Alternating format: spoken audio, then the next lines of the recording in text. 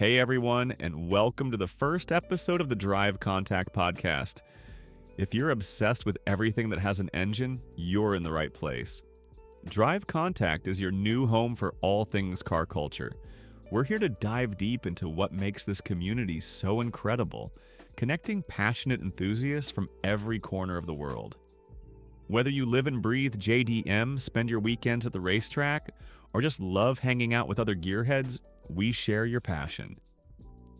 At DriveContact, we'll be exploring the entire spectrum of car culture, from the major events and car clubs to the smallest details of tuning and the latest trends in automotive content. So, buckle up and get ready for the ride.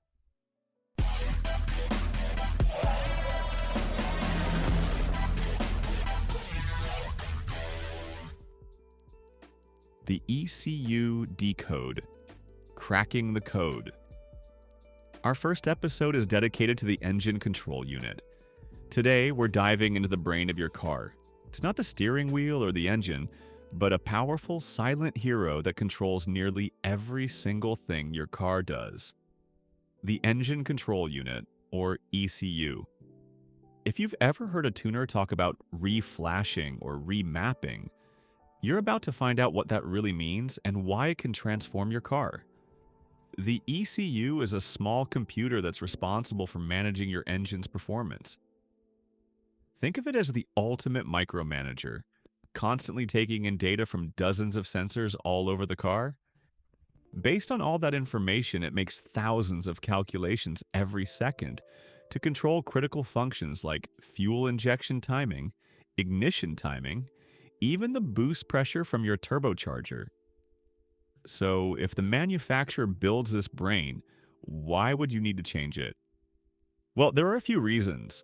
Automakers are trying to balance a ton of factors: performance, fuel economy, meeting emissions requirements, and, of course, engine longevity.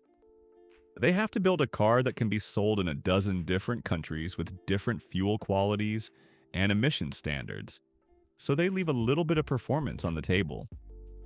They're building a good enough tune for everyone, but as enthusiasts, we don't want good enough. We want a tune that's perfectly optimized for our car. Now you may ask, how do you unlock that hidden potential? There are a few main ways to tune a car. First and most common is what's called a flash tune or remapping. This is a process where a professional tuner or a user with a handheld device rewrites the software on your stock ECU. It's a software upload, usually done through your car's diagnostic port.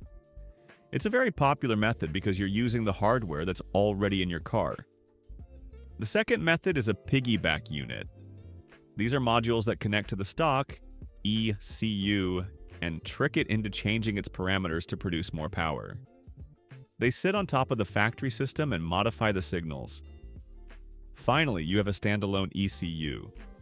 This is the most complex and expensive method, where you entirely replace your factory computer and, in most cases, the entire wiring harness. These systems have great capabilities and are generally only used for highly modified vehicles and full-on race cars. A properly set up standalone system can range anywhere from a few $1,000s up to 10 times that. For most of us, a simple flash tune is more than enough to get massive results. So, what's the reward for all this effort? The payoff can be huge. Proper ECU tuning can yield anywhere from a 10 to 30% increase in horsepower and torque, depending on the vehicle and modifications involved.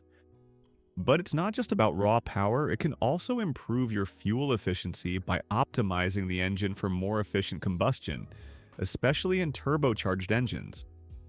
A good tune can also enhance the throttle response, eliminate rough idling, and improve overall drivability, giving you a smoother, more enjoyable experience.